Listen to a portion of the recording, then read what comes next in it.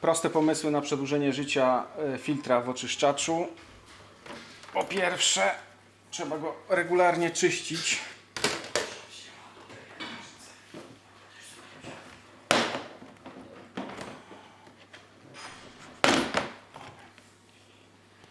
Najlepiej przy pomocy odkurzacza.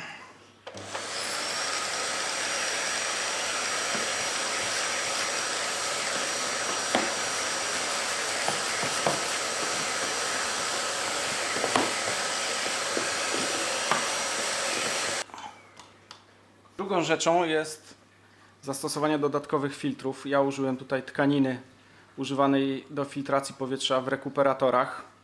Jest bardzo tania, kupuje się ją na metry kwadratowe, także każdy rozmiar można dociąć. Można także użyć takiej tkaniny z węglem aktywowanym, to jest akurat z okapów kuchennych. Też praktycznie każdy rozmiar można sobie z tego dociąć. Powinniśmy to robić przynajmniej raz w miesiącu. Tutaj pokażę Wam, jak wygląda różnica. Czysta tkanina, używana. Ta jest ponad miesiąc. Tyle jest brudu w powietrzu. Teraz wymienię, założę nową. Jeszcze odkurzę dokładnie.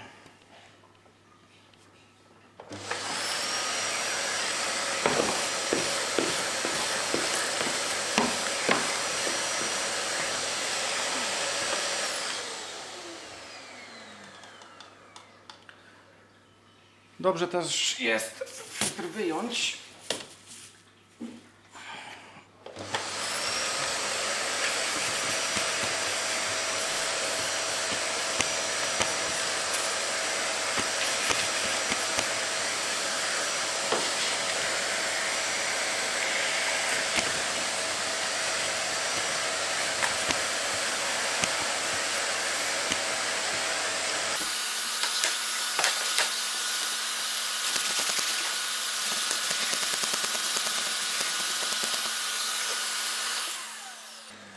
Wyjąć i trochę nim potrzepać, żeby te kulki z węglem zmieniły ułożenie. Na pewno to zwiększy wydajność czyszczenia.